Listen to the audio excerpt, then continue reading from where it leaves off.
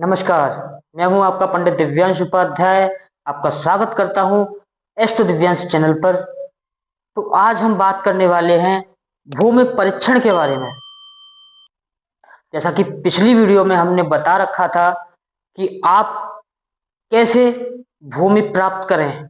मैंने पिछली वीडियो में आपको बताया था भूमि प्राप्ति उपाय। इसी पर आगे चलते हुए मैं आपको बताने जा रहा हूं कि अगर आप कोई भूमि खरीद रहे हैं जिस पर आप रहना चाहते हैं, अपना घर बनाकर रहना चाहते हैं, तो किन किन बातों का विशेष ध्यान रखें तो आपके लिए ज्यादा अच्छा रहेगा। आज हम आपको वास्तुशास्त्र के अनुसार कुछ विशेष बातें बताने जा रहे हैं, जिनको अगर आप ध्यान रखेंगे तो आपकी जो भूमि होगी, जिस भूमि को आप खरीद रहे हैं, उस भूमि को खरीदने से पहले अगर इन बातों का अनुसरण कर लेंगे, इन बातों पर ध्यान देंगे, तो आप निश्चय ही एक अच्छी भूमि खरीद पाएंगे। आज मैं आपको बताने जा रहा हूं कुछ विशेष बातें। सबसे पहले हम जानते हैं कि वो क्या बातें हैं। सबसे पहले आप ये जान लें, वास्तुशास्त्र के अनुसार ये बात सिद्ध है कि आप ऐसी भूमि का ही चयन करें जिस भूमि पर हरे भरे वृक्ष, हरे भरे पौधे हों, तो आप उस भूमि का चयन कर सकते हैं।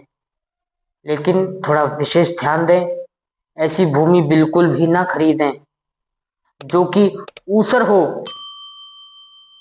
उपजाऊ नहीं हो, जिस भूमि पर खेती ना की जा सके, जो भूमि उपजाऊ ना हो, और जिस भूमि पर कांटेदार वृक्ष हों, पौधे हों, वो भूमि वास्तुशास्त्र के अनुसार अधम बताई गई है। इसलिए उस भूमि का वास्तुशास्त्र के अनुसार त्याज्य है, बेकार बताई गई है वो भूमि वास्तुशास्त्र के अनुसार। इसलिए जिन बातों को मैं आज बताने जा रहा हूं, उन बातों को भूमि खरीदने से पहले ध्यान दें। अगर आपने मन बना लिया है कि हम भूमि खरीदने जा रहे हैं, भूमि को देख लिया है हमने और आप उसका पेमेंट करने जा रहे हैं, तो वहीं रुक जाइए आप और थोड़ा सा उस भूमि का परीक्षण जरूर जरूर कर लें। तो आज मैं बताने जा रहा हूं आपको वो परीक्षण। सबसे पहले आप ये जान लें कि जो भूमि ऊसर होती है, जिस पर उपज नहीं की जा सकती, जिस पर खेती नहीं की जा सकती, उस भूमि पर धन का विनाश निश्चित है। अगर आप उस भूमि पर अपना घर बनाते हैं तो आपको निश्चय ही धन हानि का सामना करना पड़ेगा। धन का विनाश निश्चित है। आपको कभी भी धन धान्य अच्छे से प्राप्त नहीं होगा। आपको हमेशा गरीबी का सामना करना पड़ेगा। आपको हमेशा मजबूरी का सामना करना पड़ेगा। आप इन सब चीजों में घिरे रहेंगे। अगर आपकी भूमि में खोदने पर हड्डियां निकलती, हड्डियां, तो आप उस भूमि को छोड़ दें, क्योंकि हड्डियां निकलने पर, उस भूमि पर घर बनने पर आपको गृह कलेश या घर में कलेश हमेशा होता रहेगा। आप हमेशा लड़ते ही रहेंगे, आपके घर में हमेशा कलेश ही रहेगा। आप कुछ भी कर लेंगे, आप कितना भी उपाय कर लीजिए, आपको कोई भी लाभ नहीं मिलने वाला। आप गृह कलेश से बचना चाहते हैं तो सबसे पहले भूमि का परीक्षण करें। देखें आपकी भूमि में हड्डियां तो नहीं निकल रही। अगर हड्डियां निकल रही हैं तो प्लीज उससे दूर हो जाइए, दूसरी भूमि तलाश कीजिए। अगर आपने ऐसा कर लिया तो निश्चय ही मैं आपको अपने एक्सपीरियंस के अनुसार बता रहा हूं कि आपको निश्चय ही सुखी जीवन प्राप्त होगा। आपको ग्रह कलेश से छुटकारा मिलेगा।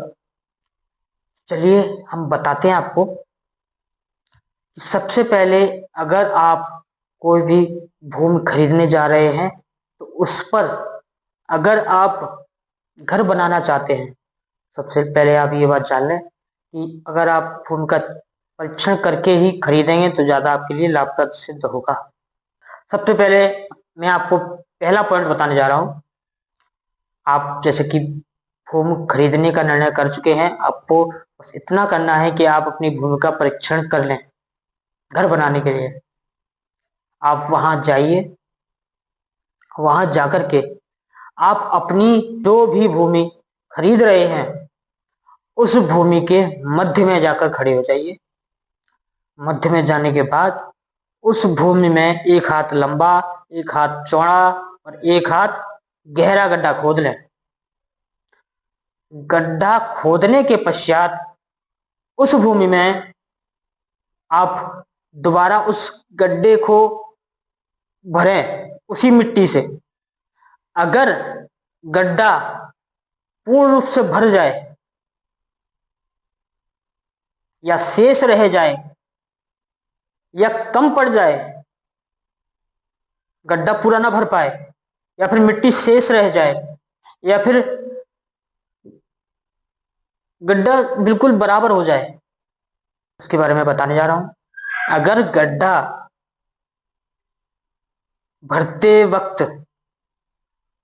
भूमि में जो गड्ढा किया था उस गड्ढे को भरने के पश्चात अगर थोड़ी मिट्टी बच जाती है तो वह भूमि आपके लिए अति उत्तम है।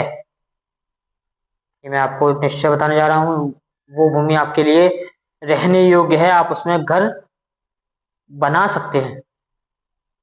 दूसरा, अगर गड्ढे को भरते समय मिट्टी बराबर हो जाए, मतलब बचे ना वरना कम रह जाए, तो आपका वह भूमि का एरिया आपके लिए मध्यम है, ना कोई नुकसान है ना कुछ ज्यादा फायदे हैं, लेकिन आप उस भूमि पर रह सकते हैं। तीसरा बताने जा रहा हूं आपको, अगर भूमि में गड्ढा भरने के पश्चात अगर मिट्टी कम पड़ जाती है, गड्ढा भरता नहीं पूरा और मिट्टी कम पड़ जाती है और मिट्टी पूरी जा चुकी है गड्ढे में और कम रहेगी, गड्ढा पूरा नहीं भरा, तो समझ लीजिए वो भूमि अधम है, त्याज्य है। उस भूमि पर बिल्कुल भी आप घर ना बनाएं तो आपके लिए सबसे ज्यादा उत्तम रहेगा। ये मैंने पहला पॉइंट आपको बता दिया। इसी प्रकार आपको अगर इसमें भी आपको कुछ समझ में ना आए तो मैं आपको दूसरा भी एक प्रकार बताने जा रहा हूं। आप क्या करें, सबसे पहले अगर आप भूमि परीक्षण करने जा रहे हैं तो सबसे पहले आप भूमि के मध्य में जाइए। मध्य में जाने के पश्चात आप एक हाथ लंबा, एक हाथ चौड़ा और एक हाथ गहरा गड्ढा खोदें और उसमें पानी भर दें। पानी भरने के पश्चात आप उत्तर दिशा की तरफ जाएं 100 कदम, कम से कम 100 कदम चलें।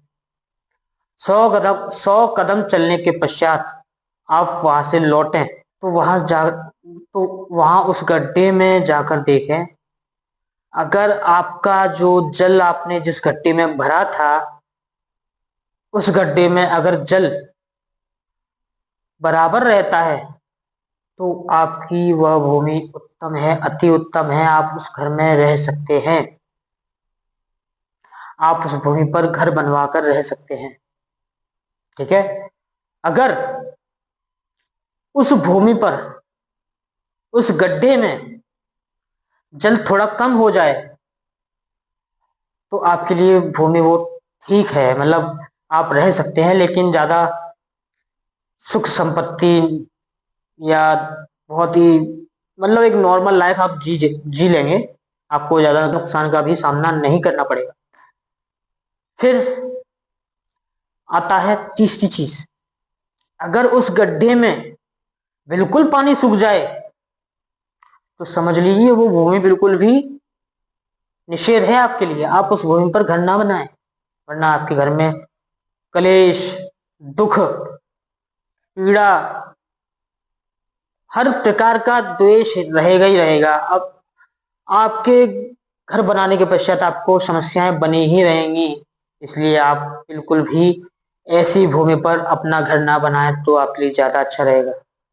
आपको मैं तीसरा परीक्षण और बताने जा रहा हूं। तीसरा परीक्षण भी इससे मिलता जुलता ही है, आप उसको भी चेक कर सकते हैं। तो अब हम तीसरे परीक्षण के बारे में बात करते हैं। तीसरे परीक्षण में अगर आप कोई भी भूमि देख चुके हैं और आपको अपना घर बनवाना है, उस पर आपने भूमि लेकिन खरीदी नहीं है, आप बस उसको चेक करना चाहते हैं, तो तीसरा परीक्षण आप ये करें कि आप उसी अनुसार 1 हाथ लंबा, 1 हाथ चौड़ा और 1 हाथ गहरा गड्ढा खोद लें बीच में, जमीन के बीच में। ठीक है। उसके बाद सायकाल मतलब शाम के समय आप उस गड्ढे को पानी से भर दें। और अब अगले दिन उसी समय, अगले दिन प्रातः काल जाकर उस गड्ढे को देखें। अगर उस गड्ढे में पानी या जल उतना ही रहता है तो वो भूमि आपके लिए बहुत ही उत्तम है। अगर उस भूमि में कीचड़ हो जाता है, अगर उस गड्ढे में कीचड़ हो जाता है तो वह भूमि आपको मध्यम फल देगी, ज्यादा खास फल नहीं देगी। लेकिन अगर उस गड्ढे में दरारें दिखती हैं, दरारें पड़ जाती हैं, तो वो भूमि आपके लिए त्याज्य है। आप उस भूमि को बिल्कुल भी खरीदे नहीं, आप उस भूमि से दूर ही रहें तो वो आपके लिए ज्यादा अच्छा रहेगा। तो ये सारी बातें मैंने आज आपको बताई भूमि परीक्षण के बारे में, क्योंकि आज के समय में भूमि लोग खरीद तो लेते हैं, लेकिन उस पर घर भी बनवा लेते हैं, लेकिन उनको घर बनवाने के पश्चात काफी सारी समस्याएं आती ही रहती हैं, क्योंकि कुछ लोग इन बातों का ध्यान ही नहीं रखते कि वो जिस भूमि पर वो रह रहे हैं वो भूमि कहीं कब्रिस्तान तो नहीं है। अब कब्रिस्तान में हड्डियां निकलती हैं, लेकिन हाँ इसमें एक और चीज है, अगर किसी मनुष्य की हड्डी निकल रही है तो उसका दोष नहीं है, उसका दोष नहीं है। ठीक है। तो चलिए मैं आपसे इस वीडियो में विदा लेता हूं। राधे राधे।